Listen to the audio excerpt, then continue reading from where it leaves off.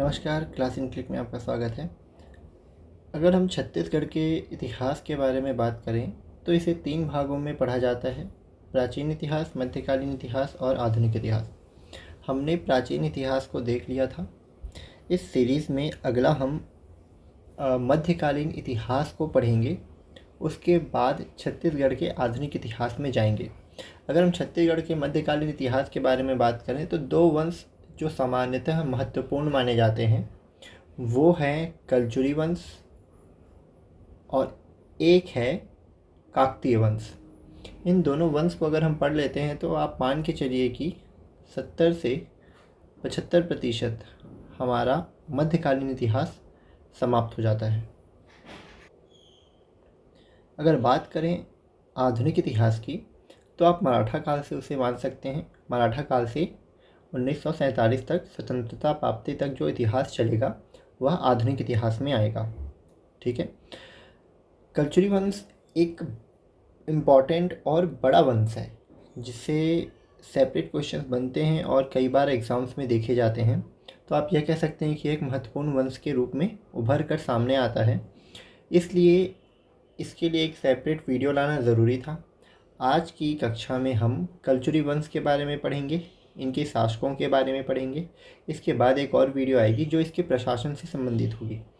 देखिए, मेंस में भी या प्री के एग्ज़ाम में बात करें या वनडे एग्ज़ाम के बारे में बात करें, अगर हम सीएमओ के एग्ज़ाम के बारे में बात करते हैं तो वह वनडे एग्ज़ाम की तरह कंसिडर होगा जिसमें यह वंश महत्वपूर्ण होगा। अगर आप सीजीपीएससी प्री और मेंस के बारे में भी तैयारी कर रहे हैं तो भी यह वंश अपने आप में महत्वपूर्ण स्थान रखता है।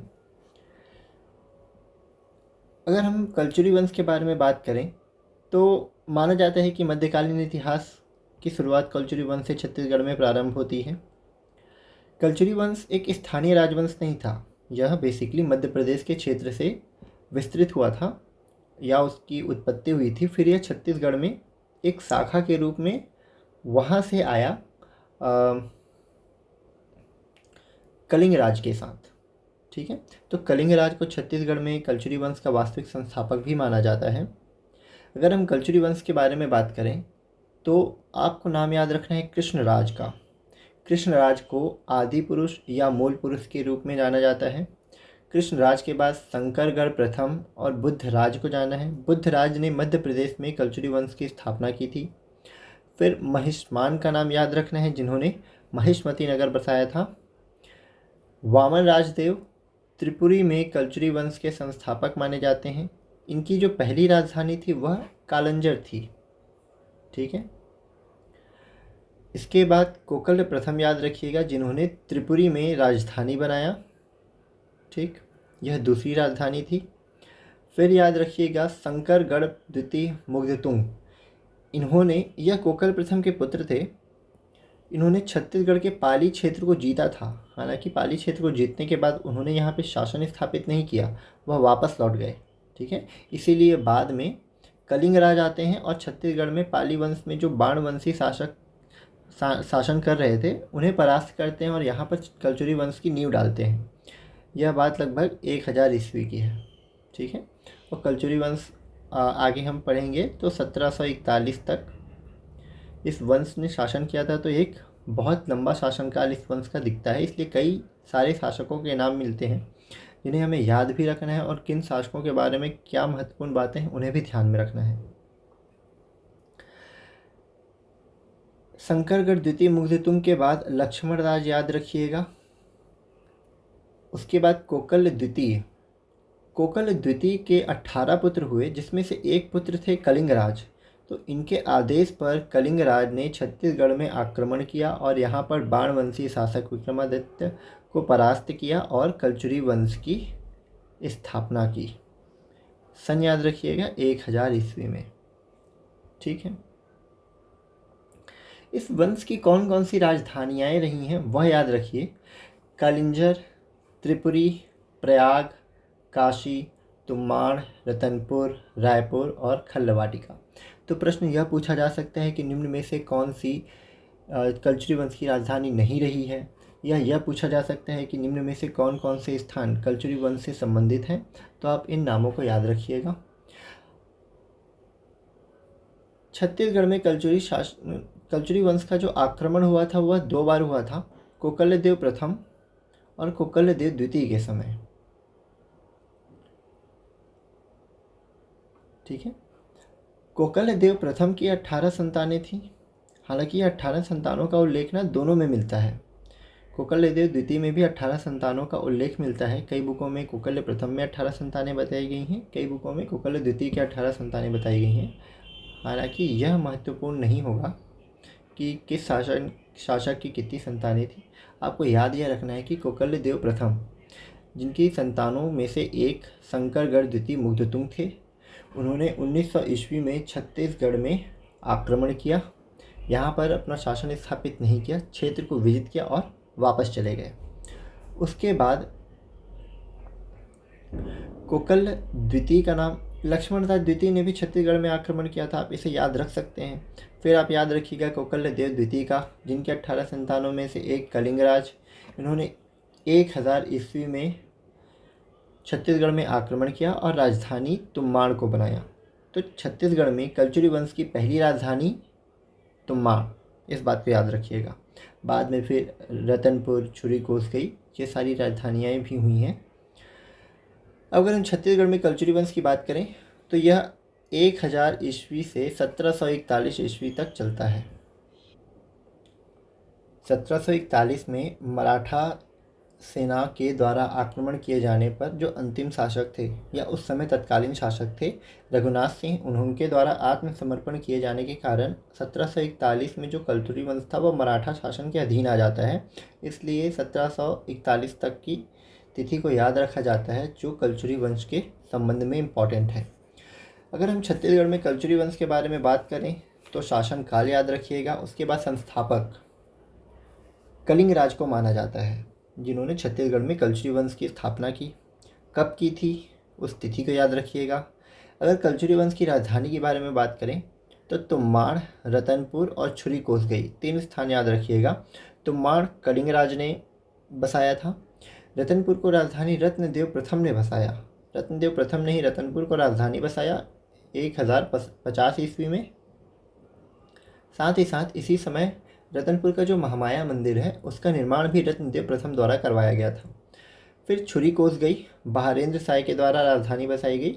इस समय आक्रांताओं के बहुत ज़्यादा आक्रमण हो रहे थे रतनपुर में, इसलिए इन्होंने रतनपुर से छुरी कोसगई को राजधानी बनाया और वहाँ पर कोषागार की स्थापना भी की। गजलक्ष्मी इनकी कुल देवी थी। यह वंश शैव धर्म को मानता था और इसकी राजकीय भाषा संस्कृत थी। ठीक है। कलचुरियों ने 248 ईस्वी से प्रारंभ होने वाले त्रैकुटक संवत का प्रयोग किया। आपको याद यह रखना है कि इन्होंने किस संवत का प्रयोग किया था, त्रैकुटक। ठीक है। और दूसरा याद रखना है कि रतनपुर में लहुरी शाखा ने शासन किया था। जैसे अभी हमने पढ़ा कि त्रिपुरी शाखा, लहुरी शाखा, इस तरीके से अनेक शाखाओं में विभक्त था कलचुरी वंश। तो रतनपुर में जिस शाखा ने शासन किया वह थी लहुरी शाखा। ठीक है। इसके बाद हमें शासकों के क्रम याद रखने हैं। देखिए यह क्रम ना लाइन से आपको याद होने चाहिए। प्रश्न पूछता है, क्रम से जमाने के लिए पूछता है, निम्नलिखित में से कौन से शासक कलचुरी वंश से संबंधित हैं, कौन से नहीं हैं, इस बारे में प्रश्न बनते हैं। तो इनको आप याद ही कर लीजिएगा, चाहे आपको जितने बार पढ़ना पड़े। बार बार पढ़ेंगे आपको रिकॉल हो जाएगा। मैं तरीका बताता हूँ किस तरीके से आप याद रखेंगे। सबसे पहले आप इन 5 को एक साथ याद रखिए। कलिंगराज, कमलराज, रत्नदेव प्रथम, पृथ्वीदेव प्रथम, जाजलदेव प्रथम। ठीक है। कलिंगराज, कमलराज आपको याद हो जाएगा। कलिंग और कमल याद रखिएगा। उसके बाद रत्न कहाँ मिलेगा, पृथ्वी में जाकर लाना पड़ेगा। ठीक है। तो रत्नदेव, पृथ्वीदेव, जाजलदेव, इसको रिपीट करना है। प्रथम प्रथम प्रथम, रत्नदेव द्वितीय, पृथ्वीदेव द्वितीय, जाजलदेव द्वितीय। ठीक है। ये 8 हो गए। इसके बाद जगतदेव, रत्नदेव तृतीय, 9 10। फिर याद रखिएगा प्रतापमल और बहारेंद्र साय। ठीक। अब बाहर जो जाता है उसका कल्याण, वो अपना कल्याण करने के लिए जाता है। कोई बाहर अपना घर छोड़ता है तो धन कमाने के लिए, अपना कल्याण करने के लिए ही जाएगा। तो आप याद रखिएगा कल्याण साय। दूसरी चीज़ इसको रिलेट कर लीजिए वनवास से, तो किसको और बाहर किया गया था, लक्ष्मण को। तो लक्ष्मण शाह याद रखिएगा। ठीक है, लक्ष्मण शाह के बाद तखत सिंह। तखत जनरली बाहर होते हैं, दलान में या फिर पर्ची में या बरामदे में रखे जाते हैं ना, तो आप इस तरीके से याद रख लीजिएगा लक्ष्मण के बाद तखत सिंह को। एक सीक्वेंस अपने माइंड में क्रिएट करते चलिए ताकि आपको याद रखने में आसानी हो। तखत में राजा बैठेंगे, है ना, आम आदमियों को तो ज़मीन में बैठाया जाता है। तो तखत सिंह के बाद राज सिंह। राज कौन करेगा? सरदार करेगा। ठीक है, सरदार के बाद आपको रघुनाथ और मोहन सिंह याद रखने हैं। इस रघुनाथ का नाम आपको याद रखने में तकलीफ़ नहीं होगी क्योंकि इसके पीछे एक कहानी है जो आपको याद रह जाएगी, तो आपको नाम भी याद हो जाएगा। और अंतिम शासक याद रखिएगा मोहन सिंह। ठीक है, पहले बात करते हैं कलिंग राज की। तो इन्होंने 20 साल शासन किया, 1000 से 1020 ईस्वी तक। इन्हें संस्थापक माना जाता है। इन्होंने अपनी राजधानी तुम्बाड़ में स्थापित की। कहाँ से प्राप्त चलता है इसका स्रोत? तो आमोदा ताम्रपत्र और रतनपुर ताम्रपत्र या शिलालेख। आमोदा ताम्रपत्र और रतनपुर शिलालेख से पता चलता है, जो कि पृथ्वीदेव प्रथम और जाजलदेव प्रथम का है। रतनपुर शिलालेख में लिखा हुआ है कि वह शत्रुओं की स्त्रियों के आंखों से बहते हुए जल से पुष्ट हुआ प्रताप का वृक्ष था। कभी अगर यह स्टेटमेंट दे दे और पूछे कि किस शिलालेख में इसका उल्लेख है, तो आप बताइएगा रतनपुर शिलालेख में। ठीक है, इसका वर्णन अलबुर्नी की किताब तहकीक ए हिंद में भी मिलता है। निर्माण का अगर बताएं तो महिषासुरमर्दिनी चैतुरगढ़ और अनेक तालाबों का निर्माण करवाया था। तो एक मंदिर का नाम याद रखिएगा, महिषासुरमर्दिनी मंदिर चैतुरगढ़। ठीक है, कमल राज के बारे में अगर बात करें तो कमल राज 1020 से 1045 ईस्वी तक इनका शासनकाल था। समकालीन शासक गांगेय देव त्रिपुरी, इन्होंने उत्कल अभियान किया था जिसमें कमल राज ने इनकी सहायता की थी। ठीक है, और वहाँ से साहिल्य नामक व्यक्ति को लेकर आए थे।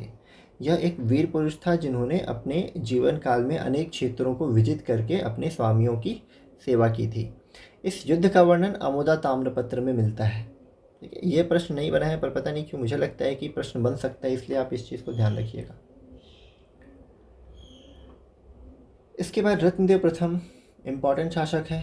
1045 से 1065 ईस्वी तक शासन किया था। इनकी जानकारी स्रोत रतनपुर शिलालेख जो कि जाजलदेव प्रथम का है। इन दोनों को रिलेट कीजिए और याद कर लीजिए अभी के अभी। राजधानी, पहली राजधानी तुम्बाड़ थी और दूसरी राजधानी रतनपुर थी।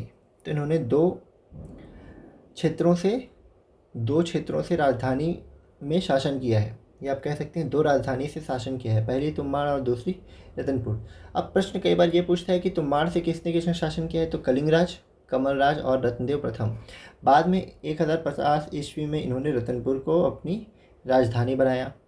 इनका विवाह नोनल्ला देवी से हुआ था जो कि कोमोमंडल अधिपति वज्जुक या वजुवर्मन की कन्या थी। कोमोमंडल उस समय पेंड्रा क्षेत्र को कहा जाता था। याद रखने के लिए आप इस तरीके से याद रखेंगे कि रत्न को कभी नो नहीं बोलते, है ना। कोई अगर आपको रत्न देगा तो आप मना थोड़ी ना करेंगे। तो नो से याद रखिए नोनल्ला देवी जो कि रत्नदेव प्रथम की है। पहली बार बस मना नहीं करती, दूसरी बार कर दिया जाएगा क्योंकि पहली बार तो आ गया ना अपने पास। तो प्रथम में नोनल्ला देवी। नोनल्ला देवी का संबंध कहाँ से था, तो कोमोमंडल से था। वहाँ के अधिपति वज्जुक वर्मन की कन्या थी वो। कोमोमंडल किसे कहा जाता था, तो पेंड्रा क्षेत्र को कहा जाता था। इनका निर्माण कार्य याद रखिएगा, महामाया मंदिर, महिषासुर मर्दनी मंदिर या महिषासुर मंदिर, ये मर्दनी मंदिर होगा। आप याद रखने के लिए इसको इसी तरीके से याद रखेंगे कि महिषासुर मर्दनी मंदिर। उसके बाद रत्नेश्वर शिव मंदिर और वेंकेश्वर शिव मंदिर। वेंकेश्वर शिव मंदिर के बारे में याद रखिए कि चतुष्किका का निर्माण पृथ्वीदेव प्रथम के द्वारा कराया गया था। रत्नदेव प्रथम, पृथ्वीदेव प्रथम। ठीक है, तो इनके बाद जो इनके पुत्र होंगे उन्होंने इस मंदिर में चतुष्किका का निर्माण करवाया। तो अगर प्रश्न पूछता है कि वेंकेश्वर मंदिर का निर्माण किसने करवाया था, तो उत्तर आएगा रत्नदेव प्रथम। लेकिन वेंकेश्वर मंदिर में चतुष्किका का निर्माण किसने करवाया था, तो पृथ्वीदेव प्रथम। यह प्रश्न बन चुका है, आपको याद रखना पड़ेगा ये। ठीक, एक महिषासुर मर्दिनी मंदिर पढ़े हमने लाफागढ़ में और दूसरा पढ़ा था चैतुरगढ़ में। तो किसने बनवाया, कहाँ पे बनवाया, यह बात क्लियर याद रखिएगा। अनेक तालाबों का निर्माण करवाया जिसकी वजह से मत्स्य उद्योग को बहुत ज़्यादा बढ़ावा मिला और वहाँ पे पैसों सारी धनी हो गए, पैसों की बरसात होने लगी, इसलिए रतनपुर को कुबेरपुर की संज्ञा भी मिली। ठीक है, साम्राज्य विस्तार याद कीजिएगा। साम्राज्य विस्तार में इन्होंने सोमवंशीय शासक महाभवगुप्त चतुर्थ उद्योत केसरी को परास्त किया था। ठीक है। साहिल्य के पुत्र हुए 3 भागिल, देसल और स्वामिन, इन्होंने भट्टविल से भेरा नामक क्षेत्र तक के साम्राज्य को विजित करके अपने स्वामी की सहायता की थी। इस तरीके के स्टेटमेंट बनते हैं। तीसरा, कोमोमंडल अधिपति वज्जुक वर्मन की कन्या नोनल्ला से विवाह किया तथा पेंड्रा क्षेत्र को प्राप्त किया। किला निर्माण याद रखिएगा। रतनपुर किला, जिसे गज किला के नाम से भी जाना जाता है। इस गज किले की विशेषता यह है कि यहाँ रावण की ऐसी मूर्ति है जो स्वयं का सिर काट रही है। ठीक है। इस किले में 4 द्वार हैं: सिंह द्वार, गणेश द्वार, भैरम द्वार और सेमर द्वार। सिंह द्वार, गणेश द्वार, भैरम द्वार और सेमर द्वार, 4 द्वार का नाम याद रखिएगा। सिंह द्वार में गंधर्व, किन्नर और अप्सरा देवी की मूर्तियां हैं। गणेश द्वार में हनुमान जी की मूर्ति है। ठीक है। तो गणेश हनुमान साथ साथ हैं, इस तरीके से याद रखिएगा। अन्य निर्माण कार्यों के बारे में बात करें तो रतनपुर में तालाबों का निर्माण करवाया है। तो माण में पृथ्वी देवेश्वर, नहीं, ये इनका नहीं है। इसके बाद पृथ्वीदेव प्रथम के बारे में बात करते हैं। ठीक है। क्षमा कीजिएगा, मैं यहाँ से वहाँ पहुँच गया था। उसके पहले हमें पृथ्वीदेव प्रथम को देखना है। पृथ्वीदेव प्रथम 1065 से 1090 तक इनकी राजधानी रतनपुर थी। ठीक है। क्योंकि रत्नदेव प्रथम ने राजधानी को परिवर्तित कर दिया था। जानकारी के स्रोत: अमोदा ताम्रपत्र, रायपुर ताम्रपत्र, लाफागढ़ ताम्रपत्र और भाटापारा ताम्रपत्र। अमोदा ताम्रपत्र में प्रचंड कोसलाधिपति और रायपुर ताम्रपत्र में एक सकल कोसलाधिपति की उपाधि दी गई है। ठीक है। ये उपाधियां हैं इनकी। अमोदा ताम्रपत्र में 21 गांवों का अधिपति बताया गया है। तो आपको यह प्रश्न पूछे कि किस ताम्रपत्र में इन्हें 21 गायों का अधिपति बताया गया है, तो अमोदा ताम्रपत्र। 5 उपाधियां याद रखिएगा: सकल कोसलाधिपति, प्रचंड कोसलाधिपति, महामंडलेश्वर, समाधिगताशेष और पंचमहाशब्द। ठीक है। निर्माण कार्य में रतनपुर में तालाबों का निर्माण करवाया। तो माण में पृथ्वी देवेश्वर मंदिर और चतुष्टिका का निर्माण करवाया। कहाँ पे? वेंकेश्वर मंदिर। अब रिकॉल कीजिए, वेंकेश्वर मंदिर निर्माण किसने करवाया था? अगर रिकॉल नहीं आ रहा है तो आपको रिवीजन की ज़रूरत है। चित्तौड़गढ़ या लाफागढ़ का किला बनवाया। इस चित्तौड़गढ़ के किले में 3 द्वार हैं: मेनका द्वार, सिंह द्वार और हुंकारा द्वार। हमने अभी पहले भी द्वार पढ़े थे। कौन कौन से?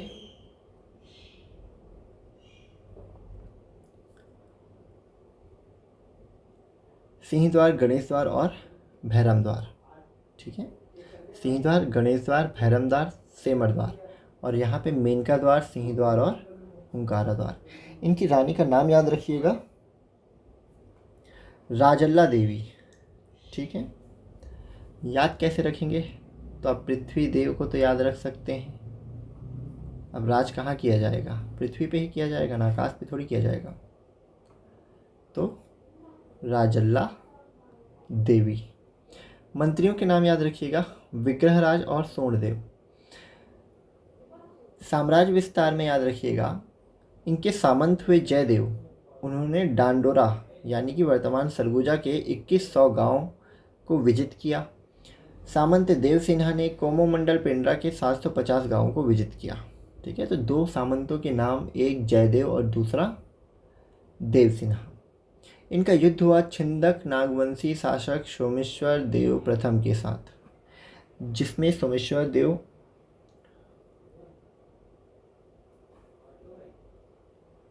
प्रथम के साथ इनका युद्ध हुआ था। सोमेश्वर देव प्रथम ने इन्हें आक्रमण कर पराजित किया था। ठीक है। इसके बाद बात करते हैं जाजल्य देव प्रथम की। इनका शासनकाल था 1090 से 1020 ईस्वी। जानकारी रतनपुर शिलालेख से प्राप्त होती है। इनकी उपाधि थी गज शार्दुल। ठीक है। समकालीन शासक यशाकर्ण त्रिपुरी और सोमेश्वर देव छिंदक नागवंशी शासक। इनकी रानी थी राजल्ला देवी। ठीक है। क्षमा कीजिएगा, लाच्छला देवी। इनकी रानी थी लाच्छला देवी। याद कैसे करना है? तो जा और ला याद रखिएगा, जा ला। तो जाजल्य देव से लाच्छला देवी। इनके गुरु का नाम याद रखिएगा, रुद्र शिव, सेनापति जगपाल, संधि विग्रह विग्रहराज और मंत्री पुरुषोत्तम देव। इन सभी का वर्णन इनके संबंध में मिलता है। इन्होंने स्वर्ण सिक्के जारी किए थे। अगर स्वर्ण सिक्के जारी कर उस समय अगर कोई शासक स्वर्ण सिक्के जारी करता है तो यह माना जाता था कि वह किसी के अधीन नहीं रह जाता, उन्होंने अधीनता को त्याग दिया है। तो उन्हें स्वर्ण सिक्के जारी करके अपनी स्वतंत्रता का एक नमूना प्रस्तुत किया था, यानी कि त्रिपुरी की अधीनता को अस्वीकार किया। पहली बार स्वर्ण सिक्के जारी किए और उस पर श्री मज्जाजल्य देव या गज शार्दुल अंकित करवाया था। तांबे के सिक्के जारी करवाए थे जो चंदेलों के समान थे, जिनमें हनुमान की आकृति अंकित होती थी। जाजल्यपुर नगर बसाया जो वर्तमान जांजगीर के नाम से प्रसिद्ध है, जहाँ पर जाजल्य महोत्सव प्रत्येक वर्ष मनाया जाता है। वहीं पर इन्होंने विष्णु मंदिर या नगटा मंदिर का निर्माण भी करवाया और पाली के शिव मंदिर, जिसका निर्माण विक्रमादित्य ने करवाया था, जो बाणवंशी शासक थे, उसका जीर्णोद्धार भी करवाया और उसके द्वार पर श्रीमद जाजल्य देवस्य कीर्ति उत्कीर्ण करवाया था। इसके बाद इन्होंने अनेक मठ, उद्यान, आम्रवन, मनोहर सरोवर का निर्माण भी करवाया। अगर विजय अभियान के बारे में बात करें तो सोमेश्वर देव प्रथम, जिन्होंने इनके पिता को हराया था, उस पर आक्रमण किया, उसे परास्त किया और पूरे परिवार को बंदी बना लिया। इनकी माता गुंड महादेवी, किनकी माता? सोमेश्वर देव प्रथम की, ठीक है, या सोमेश्वर देव की माता गुंड महादेवी के अनुरोध पर उन्हें छोड़ भी दिया था। भुजबल जो सोनपुर के राजा थे, उनको परास्त किया। उड़ीसा के गंग शासकों पर विजय प्राप्त की। मल्हार व कचुरी वंश पर शासन स्थापित हुआ था पहली बार इनके शासनकाल में। विजित क्षेत्र के बारे में बात करें तो बैरागढ़, खिमली, लांजिका भंडार, तलहारी, दंडकपुर, नंदावली और कुक्कुट, ये सारे इनके विजित क्षेत्र थे। इनके नाम आपको याद रखने हैं, कभी भी प्रश्न बन सकता है इससे सारे, ठीक है। अंतिम समय में ये मकरध्वज योगी के साथ गए थे और वापस नहीं आए थे। तो इनका जो अंत था वो किस प्रकार हुआ यह नहीं पता है किसी को। कलचुरी वंश के सबसे सर्वाधिक शक्तिशाली शासक माने जाते हैं और गोरखनाथ के शिष्य थे। इनके संबंध में इतनी बातें हैं जो आपको याद रखनी है। इसके बाद रत्नदेव द्वितीय के बारे में जानते हैं। 1120 ईस्वी से 1135 ईस्वी तक इनका शासनकाल था। इनके अभिलेख अकलतरा, पारागांव, श्रीनयन और सरखों से प्राप्त हुए हैं। स्वर्ण व चांदी के सिक्के जारी करवाए थे। अपने पिता के समान भी इन्होंने त्रिपुरी की अधीनता को अस्वीकार कर दिया था। स्थापत्य में विकर्णपुर महल व रेवंत मंदिर, ठीक है, जिसका निर्माण इनके सामंत वल्लभ राज के द्वारा अकलतरा में करवाया गया था। इनके पुत्र हुए 3, पृथ्वीदेव द्वितीय, जयसिंह देव और अकाल देव। अकाल देव ने अकलतरा शहर की या अकलतरा नगर की स्थापना की थी। विजय अभियान के बारे में बात करें तो त्रिपुरी नरेश गयाकर्ण के आक्रमण को विफल किया। देखिए, इन्होंने त्रिपुरी की अधीनता तो अस्वीकार कर दी, तो उस समय त्रिपुरी के शासक थे गयाकर्ण, उनके आक्रमण को विफल किया था इन्होंने। अनंतवर्मन चोड़गंग, गंगवंशी शासक को परास्त किया तलहारी मंडल के समीप। बंगाल के गोंड राजाओं को भी परास्त किया था। वल्लभ राज एवं पुरुषोत्तम देव ने शौर्य दिखाया था इस युद्ध में। भंज राजाओं की राजधानी खिज्जिंग पर आक्रमण कर वहां के राजा हरभोऊ को मृत्युलोक पहुंचा दिया था। ये बातें आपको याद रखनी है पृथ्वीदेव रत्नदेव द्वितीय के बारे में। विशेष में ध्यान रखिएगा, इन्हें 36 विधाओं का ज्ञाता कहा जाता है, जिसका उल्लेख कोनी अभिलेख में मिलता है जो पृथ्वीदेव द्वितीय का है। इनके शासनकाल में पद्मनाभ को आश्रय प्राप्त था, जो कि चंद्रग्रहण की गणना करने वाला था। विद्या और कला को उदारतापूर्वक राजाश्रय प्राप्त था। अब बात करते हैं पृथ्वीदेव द्वितीय की, जो 1035 से 1065 ईस्वी तक है। इन्होंने राजिम लोचन मंदिर का जीर्णोद्धार करवाया था सेनापति जगतपाल की सहायता से। राजीव लोचन मंदिर का निर्माण किसने करवाया था? तो विलासतुंग नलवंशी शासक। जानकारी के स्रोत राजिम शिलालेख है, ठीक है। इनके सर्वाधिक अभिलेख प्राप्त हुए हैं 14। तो अगर आपसे प्रश्न पूछे कि सर्वाधिक अभिलेख किसके प्राप्त हुए हैं, तो पृथ्वीदेव द्वितीय के। प्रमुख हैं कोटगढ़, राजिम, बिलईगढ़, कोनी, आमोदा, रतनपुर, बारागांव और घोटिया। कोनी अभिलेख की अगर बारे में बात करें तो वह हल के प्रयोग और भूमि को मापने के लिए एवं कृषि के लिए किया जाता था, इस बात का वर्णन है। सर्वाधिकारी पुरुषोत्तम देव को सलोनी नामक गांव दान में दिया था, इसका उल्लेख भी कोनी शिलालेख में मिलता है। इन्होंने स्वर्ण सिक्के और तांबे के सिक्के जारी किए थे सेनापति जगतपाल, जो कि उत्तर प्रदेश के मिर्जापुर के बहड़ा नामक गांव के निवासी थे। अगर निर्माण कार्य याद रखें तो जगतपाल जो सेनापति थे, उन्होंने रामचंद्र मंदिर राजी में और जगपालपुर नगर बसाया था। खड़क तालाब का निर्माण किया था रतनपुर में। सामंत वल्लभ राज ने खारंग झील रतनपुर में निर्माण किया था। और ब्रह्मदेव जो सामंत थे उन्होंने नारायणपुर बलौदा बाजार में धुरजरी मंदिर और मल्हार में डूमर महल का निर्माण किया था।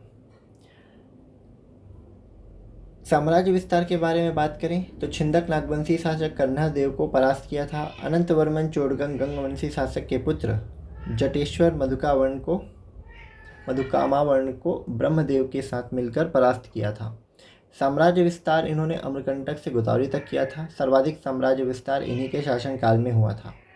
विजित क्षेत्र में सहरागढ़, मिचका, सिहावा, कांदा डोंगर, कुसुमभोग, भ्रमरवत और काकरय, इन क्षेत्रों को आपको याद रखना है। कभी भी प्रश्न बन सकता है कि निम्नलिखित में से कौन सा क्षेत्र कल्चुरी साम्राज्य में शामिल था या नहीं था। ठीक है, इसके बाद बात करते हैं जाजल्यदेव द्वितीय की, जो 1066 से 1068 ईस्वी तक थे। इनकी उपाधि थी तुम्माड़ाधिपति। ताम्रपत्र अमोदा, मल्हार, शिवरीनारायण और समरील, ये 4 ताम्रपत्र आपको इनसे संबंधित हैं, यह याद रखने हैं। अमोदा ताम्रपत्र में वर्णन है कि यह धीरू नामक व्यक्ति के साथ या धीरू नामक व्यक्ति ने इन्हें बंदी बनाया था। इस तरीके का वर्णन अमोदा ताम्रपत्र में मिलता है। अब ये धीरू नामक व्यक्ति था या उस समय घड़ियाल के रूप में जाना जाता था, यह संशय है, लेकिन एक स्टेटमेंट मिलता है कि धीरू ने इन्हें बंदी बनाया था, तो आपको यह याद रखना है। निर्माण कार्य में याद रखिएगा कि चंद्रचूड़ महादेव मंदिर का निर्माण करवाया था और पातालेश्वर मंदिर का निर्माण करवाया था, जो कि शिवरी नारायण और मल्हार में है। चंद्रचूड़ मंदिर जो अल्हड़ देव या कल्हड़ देव के द्वारा बनवाया गया था, और पातालेश्वर मंदिर सोमराज नामक ब्राह्मण के द्वारा बनाया गया था। युद्ध याद रखिएगा, इनका युद्ध हुआ जय सिंह के साथ, जिसमें जय सिंह परास्त हुए थे। त्रिपुरी नरेश जय सिंह ने ये आक्रमण किया था, क्योंकि इन्होंने भी अधीनता को अस्वीकार किया था।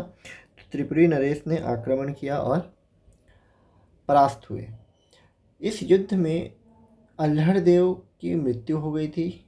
यह युद्ध शिवरी नारायण के समीप हुआ था, तो आपको याद रखना होगा। तो आप इस तरीके से याद रखिएगा कि अल्हड़ देव ने शिवरी नारायण में चंद्रचूड़ महादेव मंदिर का निर्माण करवाया और वहीं पे वो वीरगति को प्राप्त हो गया। तो रिलेट कर लीजिएगा, तो आपको कन्फ्यूज़न नहीं होगा। इसके बाद जगत देव जो 1068 से 1178 ईस्वी तक 1168 से 1178 ईस्वी तक शासन किया। इनकी रानी थी सोमल्ला देवी। ठीक है, फिर से वही याद कैसे रखेंगे, तो आप जगत को सुला दीजिए। ठीक है, तो जगत और सो याद रखिएगा, तो सो से सोमल्ला देवी आसानी से याद हो जाएगा। स्त्रोत खैरागढ़ शिलालेख से हमें इनकी जानकारी प्राप्त होती है, जो कि रत्नदेव तृतीय का है। अब रत्नदेव तृतीय 1778 ईस्वी से 1178 ईस्वी से 1198 ईस्वी तक। शिलालेख के बारे में अगर बात करते हैं तो खरौद और पासेद, इनकी पत्नी, 2 पत्नियों का नाम याद रखिएगा, रल्हा एवं पद्मा। जीर्णोद्धार, इन्होंने जीर्णोद्धार करवाया था अपने सेनापति गंगाधर राव की सहायता से। लखनेश्वर मंदिर खरौद में और शौरी मंदिर खरौद में स्थित है। निर्माण याद रखिएगा, पुरारती शिव मंदिर और लखनी देवी मंदिर, जिसे एकवीरा मंदिर के नाम से भी जाना जाता है, ये दोनों रतनपुर में स्थित है। हर मंदिर और हेरम मंदिर जो बड़द में स्थित है, इनका निर्माण याद रखिएगा। विशेष में याद रखिएगा कि खरौद शिलालेख में वर्णन मिलता है कि इनके राज्य में अकाल पड़ा था, तो इनके मंत्री गंगाधर राव ने अपनी सूझबूझ से शासन व्यवस्था को संभाला था। इसके बाद बात करते हैं प्रताप मल्ल की, जिन्होंने 1198 ईस्वी से 1222 ईस्वी तक शासन किया। इनके 12 ताम्र सिक्के प्राप्त होते हैं, जो गोल व षटकोणीय आकार के हैं, जिन पर सिंह व कटार का अंकन है। ठीक है, तो अगर यह प्रश्न पूछा जाए कि निम्नलिखित में से किस शासक के सिक्कों पर सिंह व कटार का अंकन मिलता है, तो प्रताप मल्ल याद रखिएगा। सामंत जयराज अथवा यशोराज को याद रखिएगा। ताम्रपत्र पेंड्रा, कोनारी, बिलईगढ़ और पावनी ताम्रपत्र मिलता है। कल्चुरी वंश का अंतिम बार प्रयोग इनके ताम्रपत्रों पर या सिक्कों पर दिखाई देता है। इसके बाद अंधकार युग प्रारंभ हो जाता है। अंधकार युग से तात्पर्य यह है कि इस क्रम के बाद कुछ शासकों के बारे में जानकारी प्राप्त नहीं होती है, और अगर होती है तो वह अधूरी और अस्पष्ट जानकारी होती है, जिसे अंधकार युग की संज्ञा दी गई है, जिसमें सिर्फ शासकों के कुछ नामों का उल्लेख मिलता है। आजकल पीएससी इससे प्रश्न पूछ रहा है, क्योंकि अगर नए डायमेंशंस की तरफ जा रहे हैं तो नए विषयों के टॉपिक्स को पकड़ रहा है, तो इनसे प्रश्न पूछे जा रहे हैं और संभावनाएं भी बन रही हैं कि प्रश्न पूछे जाएं। चलिए इसको याद करते हैं, इस सीक्वेंस को। आप बीच में याद रखिएगा कमल देव को, ठीक है। इसके ऊपर 4 और नीचे 4 शासक याद रखने हैं। सबसे पहले जय धर्म जगन्नाथ वीर, ठीक है। तो जय याद रखिएगा किसकी होती है, जो धर्म के मार्ग पर चलता है। कौन चलते थे, जगन्नाथ चलते थे, ठीक है। और जगन्नाथ वीर तो थे ही, तो जय धर्म जगन्नाथ और वीर। जगन्नाथ सिंह के समय 2 पुत्र याद रखिएगा, एक वीर सिंह और एक देव सिंह। इस समय माना जाता है कि कलचुरी वंश की, छत्तीसगढ़ में जो कलचुरी वंश था उसका विभाजन हो गया और 2 शाखाएं रतनपुर और रायपुर निकली, ठीक है। उसके बाद कमल देव याद रखिएगा, कमल देव के बाद याद रखिएगा शंकर, मोहन, दादू, पुरुषोत्तम, ठीक है। शंकर और मोहन को एक साथ याद रखिएगा। शंकर हो गए, शंकर के आराध्य कौन, श्री कृष्ण, मोहन। उसके बाद दादू और पुरुषोत्तम, ठीक है। इतनी चीज़ों को याद रखिएगा। उसके बाद एक फैक्ट याद रखिएगा कि महमूद खिलजी ने छत्तीसगढ़ में आक्रमण कब किया था, या रतनपुर में आक्रमण कब किया था, तो 1740 से 41 के मध्य में, ठीक। इसके बाद प्रताप मल्ल हो गया। बहारेंद्र साय, इसके बाद वर्णन मिलता है बहारेंद्र साय का 1495 से 1544 ईस्वी में। इन्होंने अपनी राजधानी कोसगई या कोसंगा को बनाया था। इनके मंत्री का नाम माधव याद रखिएगा। निर्माण कार्य में कोसगई मंदिर, जैतुरगढ़ का किला और कोषागार की स्थापना। 2 अभिलेख याद रखिएगा, रतनपुर अभिलेख और कोसगई से 2 अभिलेख प्राप्त हुए हैं। रतनपुर अभिलेख में 2 बातों का वर्णन है। पहला, 1795 ईस्वी में महामाया मंदिर के सभागृह का जीर्णोद्धार करवाया, और दूसरा बहरैया तालाब खुदवाया था। कोसगई में पूर्ववर्ती शासकों के नाम मिलते हैं, जो हैं सिंघन, डंबीर, मदन ब्रह्मा, रामचंद्र और रत्नसेन। इन्होंने बिसई ठाकुर बिंजवार, जो शहीद वीरनारायण सिंह की जमींदारी से संबंधित हैं, उनके पूर्वजों से संबंधित हैं, उस सोना खान जमींदारी को सैन्य सेवा के बदले दान में दे दिया था। घाटम देव को कोसगई किले का अधिपति बनाया था। इनके समय में पठानों का आक्रमण हुआ था, जिन्हें इन्होंने सोन नदी तक खदेड़ा था, इस बात का वर्णन मिलता है। इसके बाद कल्याण साय 1544 से 1581 ईस्वी तक।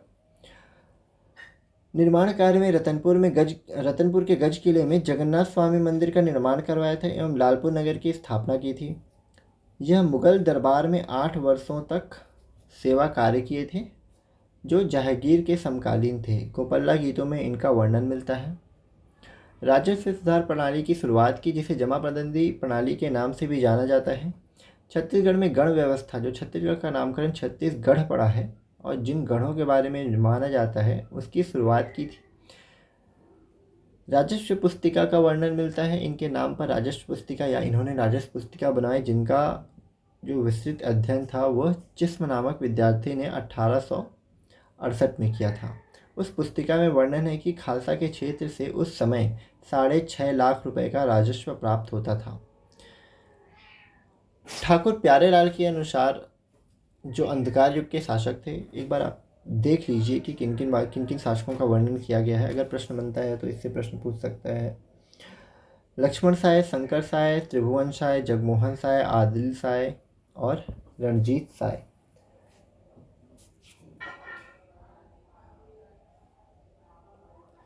लक्ष्मण साय में इनका जो शासनकाल था 1581 से प्रारंभ था। देशबही नामक लेखा पुस्तिका तैयार की थी इन्होंने। तखत सिंह तखतपुर नगर की स्थापना की थी। औरंगजेब के समकालीन थे। 1085 से 1079 ईस्वी तक। डेट के बारे में थोड़ा सा ध्यान रखिएगा, मैं आज पता नहीं क्यों मुझसे बार बार गलतियाँ हो रही हैं। 1685 से 1679 ईस्वी तक था। इनके भाई याद रखिएगा, सरदार सिंह, भगत सिंह और रघुनाथ सिंह। इनका पुत्र राज सिंह जो नियोग प्रथा के द्वारा जन्मा था, जिसने इस बात का समाचार प्राप्त करने के बाद कि वह नियोग प्रथा के द्वारा जन्मा हुआ है, आत्मग्लानि से छत से कूदकर अपनी जान दे दी थी। इस बात का वर्णन मिलता है, हालांकि एग्ज़ाम के पॉइंट ऑफ व्यू से इम्पॉर्टेंट नहीं है, पर ऐसी बातें अगर आपके दिमाग में रहेंगी तो आपको याद करने में आसानी होगी। ऐसी चीज़ें जो कहानी के रूप में होती हैं उन्हें आसानी से याद कर लिया जाता है। इस समय शिवाजी महाराज जो थे उन्हें बंदी बनाया गया था औरंगजेब के द्वारा। तो जब वह अपने महाराष्ट्र की ओर कूच कर रहे थे आगरा से, तो वे छत्तीसगढ़ होते हुए गुजरे थे। तो एक प्रश्न यह भी बन सकता है कि निम्नलिखित में से किस शासक के समय शिवाजी महाराज ने छत्तीसगढ़ प्रवास किया था, या फिर छत्तीसगढ़ से होकर गए थे, या कौन सा शासक शिवाजी महाराज के समकालीन था। इसके बाद राज सिंह 1679 से 1712 ईस्वी तक इन्होंने बादल महल का निर्माण करवाया था और राजपुर या जूना शहर बसाया था। इसके बाद सिरदार सिंह याद रखिएगा, जो राज सिंह के चाचा थे, 1712 से 1732 ईस्वी तक।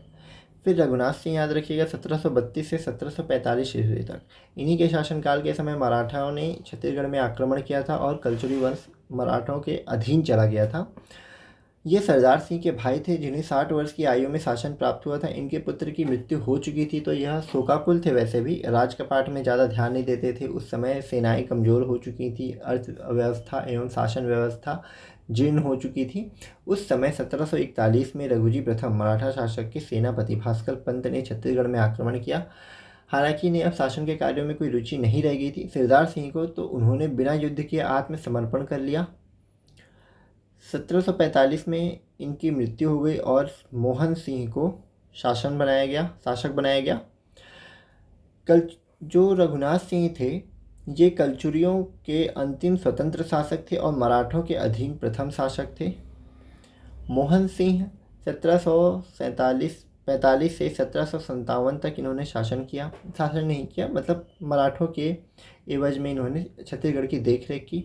इनकी मृत्यु 1757 को हो गई, जिसके बाद रघुजी प्रथम के पुत्र पिंबाजी भोसले ने छत्तीसगढ़ में मराठा साम्राज्य की नींव रखी और छत्तीसगढ़ में इसे ही शासन किया। तो इस प्रकार कलचुरी वंश का अंत हो जाता है। इसके बाद हम जो पढ़ेंगे वो होगा कलचुरी वंश की प्रशासन व्यवस्था, जो भी एक इम्पॉर्टेंट टॉपिक है जिससे प्रश्न पूछे जाते हैं एग्ज़ाम में। कलचुरी वंश में आपको इतनी बातें देखनी है, अच्छे से इनको बार बार पढ़ना है। इससे आगे आप जाने की कोशिश मत कीजिएगा, कोई फ़ायदा नहीं होगा। अगर आप एक प्रश्न, दो प्रश्न इस तरीके से आते भी हैं जो पेपर के बाहर के हैं या नोट्स के बाहर के हैं, तो वो आप जितनी भी किताबें पढ़ लीजिए उससे बाहर ही आएंगे, चाहे आप कितना भी एफर्ट लगा लीजिए। ज़्यादा पढ़ने वालों के एग्ज़ाम्स नहीं निकलते हैं, कम पढ़ने वालों के, लेकिन अच्छे से पढ़ने वालों के एग्ज़ाम्स निकलते हैं। अपने सोर्स को लिमिटेड कीजिए जितना हो सके उतना। दिमाग को 10 जगह मत दौड़ाइए कि आपको ये भी पढ़ना है वो भी पढ़ना है। इस नोट्स से अगर आप पढ़ रहे हैं तो ये शॉर्ट नोट्स के रूप में भी आपको काम आएगा। आपको बार बार नोट्स बनाने की ज़रूरत नहीं पड़ेगी, एक बार पढ़ लीजिए और ख़त्म कीजिए इसको, बार बार रिवीजन मोड पे डालिए। आपको नोट्स कहाँ से मिल सकते हैं, तो आप टेलीग्राम चैनल पे जुड़ सकते हैं जिसका लिंक डिस्क्रिप्शन में डला हुआ है, या फिर आप मुझे मैसेज कर सकते हैं डायरेक्ट और नोट्स प्राप्त कर सकते हैं, या फिर यही दो तरीके हैं। इस नंबर पे आप मैसेज कीजिए, टेलीग्राम या व्हाट्सएप, जो भी आपको उचित लगे। ठीक है, और जो नोट्स आपको चाहिए या सीएमओ का या फिर छत्तीसगढ़ के इतिहास का, तो आप उसे प्राप्त कर सकते हैं। दूसरी चीज़, सीएमओ का एग्ज़ाम वनडे होगा या पीएससी के साथ आएगा, तो आपको पता चल जाएगा नवंबर में 26 तारीख को। तब तक आप मान के चलिए कि यह वनडे एग्ज़ाम होने वाला है, क्योंकि अगर वनडे एग्ज़ाम नहीं होता है तो आपकी प्री की तैयारी हो रही है, और अगर वनडे एग्ज़ाम होता है तो आप बहुत लोगों से बहुत आगे निकल चुके होंगे तब तक। अब तक भी हमने जितने अधिनियम पढ़ लिए हैं वो सफिशिएंट है सीएमओ के एग्ज़ाम के लिए। कुछ नए अधिनियम जो हैं उसमें वह सिलेबस के साथ अगर अपडेट होते हैं तो मैं आपको डलवा दूंगा, और एक दो टॉपिक्स जो बचे हुए हैं मिसलेनियस की तरह, वो भी आपका कंप्लीट हो जाएगा छत्तीसगढ़ के मध्यकालीन इतिहास के बाद। स्वस्थ रहिए, पढ़ते रहिए। आशा है आप सभी सफलता को जल्दी प्राप्त करेंगे। मिलते हैं अगली वीडियो में। धन्यवाद।